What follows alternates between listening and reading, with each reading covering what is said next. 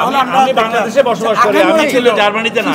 এক জায়গাতে আছে শাহাদাত সাহেব আমাদের রিটার্নিং অফিসার না, আরেক জায়গায় আছে তৈয়ব সাহেব রিটার্নিং অফিসার। দুজনকে আমি টেলিফোন করে বলে দিয়েছি আমি যে আপনারা দুইটা প্রোটোকল করবেন। প্রোটোকলটা হলো সাইন করবেন আপনারা রিটার্নিং অফিসার, আপনাদের কমিশনের সদস্য, ওখানকার প্রিজাইডিং অফিসার এবং পোলিং অফিসার, আর যারা পোলিং এজেন্ট আছে ওখানে ওরা সাইন করবেন যে আমাদের এই বাক্সে স্বাক্ষরবিহীন এই কয়টা ভোট আছে। এইটা পরবর্তী সময়ে আমরা সেটা যোগ করতে পারবো যে এতগুলো ভোট বাকি আছে। এটা হলো একটা। আর অমোচনীয় কালির ব্যাপারে আমরা এটাকে আসলে ফাইনালি না, আমি বলছি অভিযোগ হিসাবে তুমি দিচ্ছ, আমি তো অভিযোগটা উত্তর তো দিচ্ছি আমি তোমারে, এরপরে তোমার পছন্দ হবে না হবে সেটা তোমার নিজের ব্যাপার। আমরা এই অমোচনীয় কালির ব্যাপারে আমার নিজেরই অভিযোগ আছে। আমরা বাংলাদেশের নির্বাচন কমিশনার থেকে আরম্ভ করি চকবাজারের দোকান পর্যন্ত কোনো জায়গা বাদ রাখিনি। We tried hour level best. পরবর্তীতে নির্বাচন কমিশনে যখন আমরা গেছি তখন ওনারা বলছেন ওনারা জার্মানি থেকে এটা ইম্পোর্ট করেন এবং ওনাদের প্রোটোকলে আছে যে কোনো নির্বাচনের আগে ওনারা ইম্পোর্ট করেন, এটা যখন নির্বাচন যখন শেষ হয় বাকিটা তাদের ধ্বংস করে ফেলতে হয়, ডিস্ট্রয় করতে হয়। এইটা বাজারে পাওয়া যায় না। তারপরে আমরা খোঁজা শুরু করছি এবং আমি এইটার জন্য আলাদা একটা কমিটি করে দিয়েছি। সেই কমিটি কনভেনার আমাদের পার্চেস কমিটি কনভেনার, উনি আমাকে 2-3টা অপশন দিচ্ছেন যে কোনটা করবে। আমরা পরবর্তী সময়ে এইটাকে এগিয়ে করছি, সিদ্ধান্ত নিয়েছি যে এটি জাস্ট অলঙ্কার হিসাবে। কারণ আমরা জানি যে আমাদের ভোট দিবেন শিক্ষিত ছেলেরা, দিবে আইডি কার্ড দিয়ে যাবে, ওখানে ছবিযুক্ত ভোটার তালিকা থাকবে পোলিং এজেন্ট। এরপরেও আমাদের সন্দেহ আর একজনের ভোট আরেকজনও দিবে, এইটা অন্তত আমরা মনে করিনি। শেষ করি।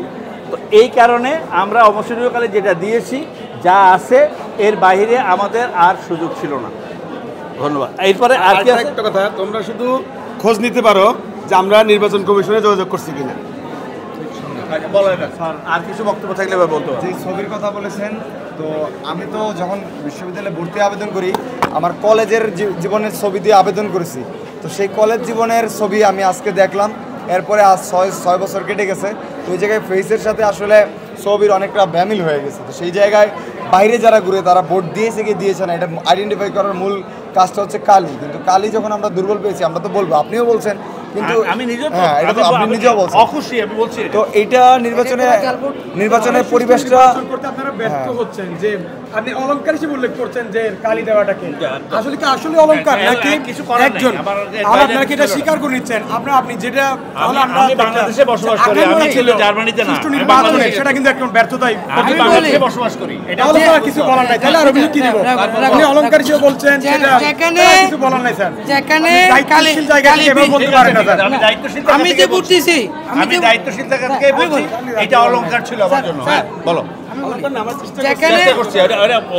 আমি যে ভোট দেওয়ার পর একটা মুসলিমের কালি দেওয়া হয়, যাতে অতীত নির্বাচন হয়েছে। এই নির্বাচন মুসলিমের কালি আপনারা দিতে পারেন না, এটা আপনারা অপরে স্বীকার করেছেন, আপনারা কালি দিই।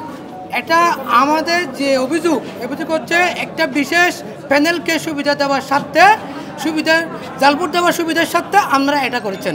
দ্বিতীয় কথা হচ্ছে যে স্বাক্ষরবিহীন জালভোট যে ভোট কেন্দ্রে দেওয়া হয়েছে, ওই ব্যালট বক্সে সাংবাদিকদের রেখে, প্রার্থীদের রেখে এবং এজেন্টদের রেখে এই ব্যালট বক্স থেকে স্বাক্ষরবিহীন জালভোটগুলো উত্তোলন করতে হবে ইনস্ট্যান্ট। আপনারা পরে করবেন, এটা হবে না। কোনো অধিকার আমাদের নাই। আপনি নির্বাচন কমিশন প্রধান যখন বলেন বার্ষিকগুলোর অধিকার নাই, তাহলে ওই অধিকার কার আছে? ভোট শেষ হলে সবার উপস্থিতি খুলতে হবে। আপনি আপনার ব্যালট বক্সে ভোট শেষ হলে তারপরে খুলতে পারবেন। ওখানে আছে, ওটা বাইর করে নিতে হবে, বের করে সিগনেচার করে দিবে স্যার। স্বাক্ষরবিহীন ব্যালট পেপার বাক্সে ঢুকানোর যে নিয়ম আছে কিনা? ব্যালট পেপার আমি তো বলছি যে ওখানে একটা স্বাক্ষরের ঘর আছে, স্বাক্ষর ভুলে করে নাই, কিন্তু ভোটার দিছে, ভোটার ভোট দিছে, ব্যালটে সাইন হয় নাই। এখন ব্যালটে সাইন হয় নাই, সেইটা আমরা প্রোটোকল করতে বলছি যে সেটার জন্য রেজুলেশন থাকে, সেই রেজুলেশন অনুসারে পরে আমরা গণি বার করবো, যে ওনারা যেই কয়টা বলছে সেই কয়টা ব্যালট ছাড়া আর কোনো অতিরিক্ত সাইনবিহীন ভোট ব্যালট এখানে আছে কিনা। কারণ যতগুলো ব্যালট আমরা দিছি ওখানে প্রত্যেকটা ব্যালটের পরিবর্তে একজন স্টুডেন্ট ভোট দিবে, সুতরাং যতজন স্টুডেন্ট ভোট দিছে ততগুলা ব্যালট ওখানে গেছে, তার মধ্যে 10টা আছে যেগুলোর মধ্যে সাইন নেই। এই হলো কথা, আর তো কিছু না। তো এই 10টা সাইনগুলা যেটা নাই সেই 10টাকে আমরা আইডেন্টিফাই করবো। স্বীকার করলেন যে স্যার ব্যালটে সিগনেচার ছিল না। দেশে দেশে সবার সাথে দ্য নিউজ।